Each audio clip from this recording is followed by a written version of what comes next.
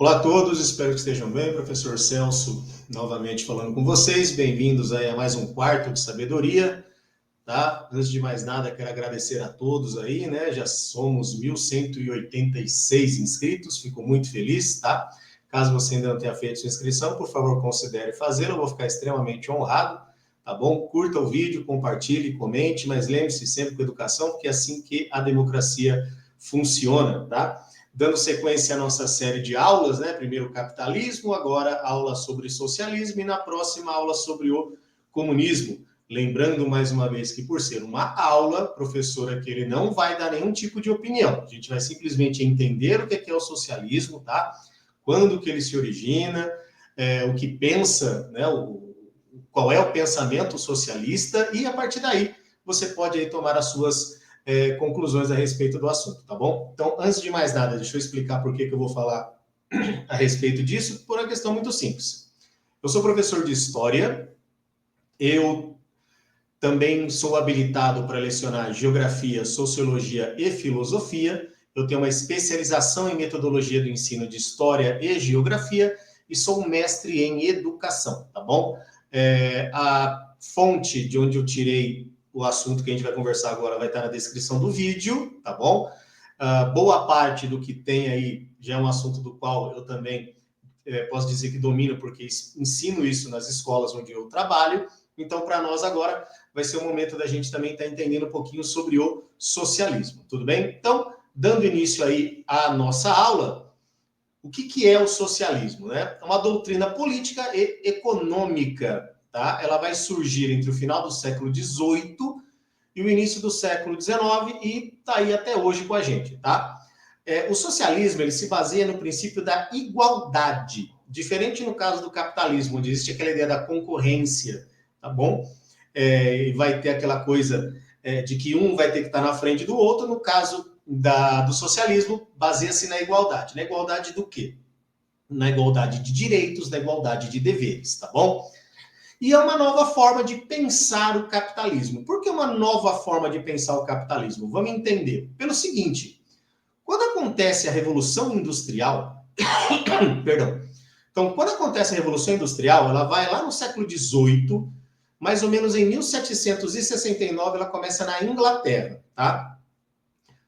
A partir de 1870, ela vai para muitos países da Europa, para os Estados Unidos e também para o Japão. Então, no contexto da Revolução Industrial, vai haver aquela mudança do capitalismo comercial, daquele lado do mercantilismo, que nós aprendemos na aula sobre capitalismo, e vai passar para o capitalismo industrial, onde as coisas agora serão produzidas em larga escala para atender um mercado consumidor. Então, nós teremos mudanças na economia da Europa e também transformações sociais na Europa. Uma dessas transformações vai ser o quê? Boa parte das pessoas que trabalham no campo, elas vão sair do campo para trabalhar nas fábricas que ficam nas cidades. Então, vai haver ali uma urbanização meio que sem nenhum tipo de controle, em que as cidades elas não vão conseguir cuidar de toda aquela população.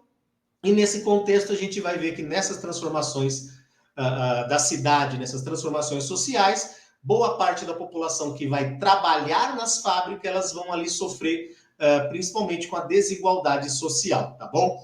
E, obviamente, por conta dessa desigualdade social, ela se dá pelo início da exploração da mão de obra proletária por parte da burguesia, porque a burguesia ela será a dona dos meios de produção. Então, para a gente entender o contexto de quando surge o socialismo, é necessário entender que o socialismo vai surgir nesse contexto de capitalismo industrial, tá bom? E o que seria isso, né? Essa exploração? Primeiro que, quando a gente fala da burguesia, nesse contexto que a gente está estudando, tem que entender que ela é a dona dos meios de produção, tá? Então, os burgueses, eles têm o terreno, tem o prédio, tem a fábrica, as máquinas, as ferramentas e a matéria-prima. Tudo isso são os meios de produção, como eu expliquei na aula sobre capitalismo. Se você tirar qualquer uma dessas, fica difícil de você construir alguma coisa, de produzir alguma coisa. Já o trabalhador, o proletário, ele tem apenas a força de trabalho. Então ele não tem nada disso que o dono dos meios de produção tem. Ele tem só a força de trabalho dele, tá? Então ele vai vender horas da vida dele para esse dono dos meios de produção e em troca ele vai receber um pagamento chamado salário. Porém, não havia nessa época nenhum tipo de lei que regulamentasse esse tipo de relação de trabalho, tá? Então, na maioria das vezes, os operários trabalhavam entre 12 e 16 horas, não tinham direito às férias, os idosos não tinham como se aposentar, as crianças já tinham que trabalhar desde os 10, 11 anos de idade, as mulheres também trabalhavam, ou seja, a família inteira tinha que trabalhar para poder sustentar a casa, porque os salários eram muito baixos, sem dizer também que não havia nenhum tipo de direito trabalhista. Então, essa exploração começou a ser vista de forma assim, não muito agradável para pessoas que viam essa exploração e falavam, peraí, a forma como o capitalismo está trabalhando não está dando muita vantagem para os trabalhadores. Por isso que o socialismo é uma nova forma de ver o capitalismo, beleza? Então nós vamos ter alguns pensadores nesse momento, tá? Os três primeiros aqui que a gente vai conversar são os caras que depois serão chamados de socialistas utópicos, tá bom? O que é utopia? Utopia é aquele sonho que dificilmente se realiza. Ele é tão bom, ele é tão perfeito que a gente quase não vê ele acontecendo. Por isso o nome utopia. Então, quem são esses caras? Óbvio, eram três pessoas ricas, mas que percebiam que essa relação de trabalho, né, entre o burguês e o operário, ela podia ser um pouco melhor para facilitar a vida de quem? Do operário, beleza? Primeiro cara, Conde de Saint-Simon, né? Por fato dele ser conde, já imagina que ele era da nobreza. Então, para ele, dizia o seguinte: as classes prósperas, ou seja, a burguesia, ela deveria auxiliar as mais pobres para uma melhora na vida da classe mais pobre. Então, com a vida da classe mais pobre um pouquinho melhor, aliada às inovações vindas da tecnologia e a melhoria no processo da industrialização, tá? Haveria um progresso, porque querendo ou não, com a vida do trabalhador um pouco melhor, tá? Garantida pela burguesia, haveria uma melhora na produção e, consequentemente, um progresso dessa sociedade. Onde que está o problema visto aí? Justamente porque não havia ideia nesse momento de que a burguesia estava propensa a ajudar a classe trabalhadora, tá bom?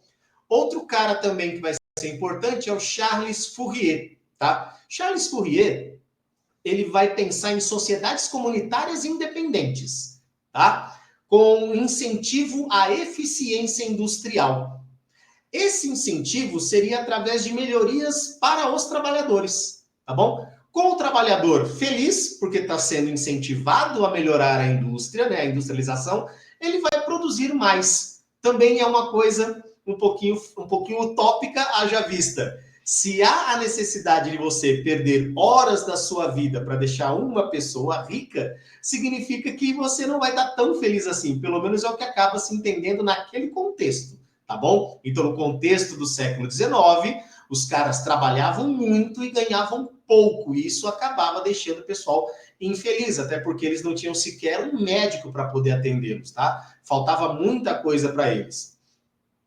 E também, por último, o Robert Owen, tá? O Robert Owen, ele até consegue implantar a ideia dele, porém ela não dá certo por um motivo que eu vou explicar agora, tá? Na cabeça dele, prevaleceria a igualdade absoluta. Os funcionários receberiam altos salários e trabalhariam menos horas, justamente para que ele pudesse ter tempo para ele mesmo, né, para que o trabalhador pudesse ter tempo para viver a própria vida, tá? E em momentos de crises econômicas, o próprio Robert Owen pagaria esses salários altos. Então, onde que está o problema? Tudo só funcionava através da mão do Robert Owen, o que deixou obviamente, sem função nenhuma quando ele deixa de supervisionar. Então, começam a ter brigas internas, então esse sistema ele cai por terra, tá bom? Nesse caso, no socialismo utópico, não havia nenhum interesse em acabar com o capitalismo. O capitalismo permaneceria, tá? Com exceção do Robert Owen, tá? Conde de Saint-Simon e Charles Fourier acreditavam nessa ideia de que estava tudo bem ter essa desigualdade, desde que ela não fosse tão exorbitante. Já o Robert Owen não, ele achava que a desigualdade seria uma coisa ruim e ela deveria ser eliminada, tá bom? Esses caras vão receber o nome de utópicos por outros pensadores, tá? Que nesse caso são esses dois caras que eu estou apresentando para vocês agora. Um deles, o Karl Marx, e o outro, o Friedrich Engels. Esses dois caras são os mais conhecidos, haja vista o socialismo científico, foi aquele que a gente pode dizer que continua vigorando até hoje, tá? A partir dos pensamentos desses dois caras. Então, Karl Marx, ele nunca trabalhou numa fábrica, mas o Friedrich Engels era filho de um industrial. O Karl Marx, ele teve um problema justamente por conta da origem da família dele. O pai dele era judeu, então o pai dele teve muita dificuldade em arrumar emprego, e justamente essa dificuldade fez com que a família passasse por muitas necessidades. E isso Karl Marx percebeu como algo ruim também, porque ele via a exploração, e nesse ponto até por conta da religião, né, que o pai dele tinha por ser de origem judaica. Então Karl Marx ele vai repensar o capitalismo de uma outra forma. Ele vai fazer uma análise histórica e científica do capitalismo. E o que seria essa análise histórica? Ele vai perceber que em muitos momentos da história, até o momento em que ele está lá estudando, sempre vai haver aquela luta de classes. Então, por exemplo, lá na Idade Média, vai ter o senhor feudal e o servo. No período da escravidão, vai ter o dono do escravizado e o escravizado. Na época das colonizações, vai ter o colonizador e o colonizado. Então, sempre haverá essa luta de classes. Uma classe que domina e uma classe que é dominada, uma classe que é explorada. Então, para que essa exploração acabasse, o Karl Marx ele vai dizer que deveria acontecer uma revolução do proletariado. Os trabalhadores deveriam fazer uma revolução para acabar com a exploração promovida pela classe burguesa, eliminando-se assim as classes sociais. Então não haveria mais burguês nem proletário, só haveria o grupo de trabalhadores. Todo mundo seria trabalhador, todo mundo seria, nesse caso,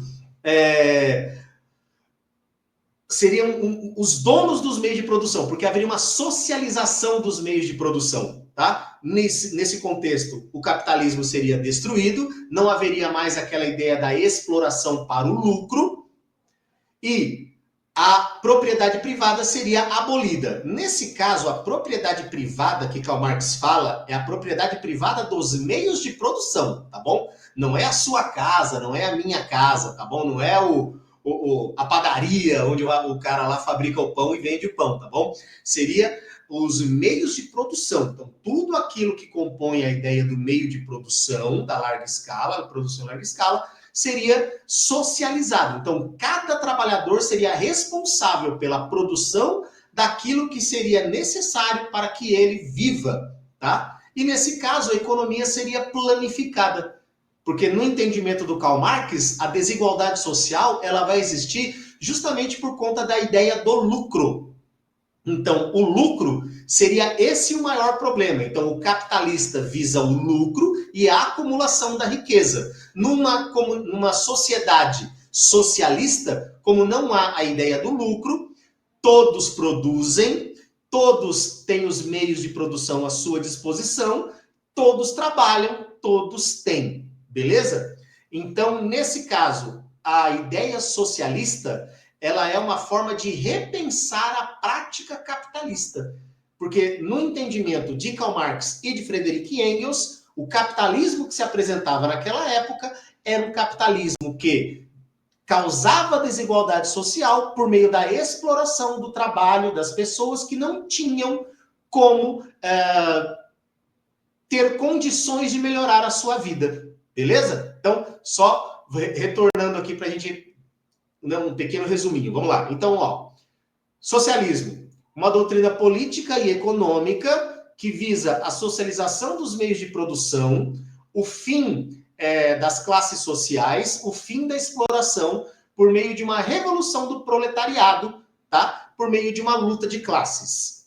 Nesse sentido, o socialismo ele vem o quê? Promover a igualdade para todas as pessoas no que diz respeito aos meios de produção, para que todos possam usufruir deles de maneira igual, com direitos e deveres para todos. Tudo bem nessa parte? Então, tá? Vamos encerrando por aqui. Tá aí a minha rede social, tá? Tem o Instagram e o canal no YouTube. Ficarei muito grato aí com a sua inscrição, tá bom? Com o seu compartilhamento, com a sua curtida. Agradeço a todos aí. E na próxima aula a gente vai falar sobre o capitalismo. Então, obrigado, gente. A gente se vê numa próxima. Tudo de bom.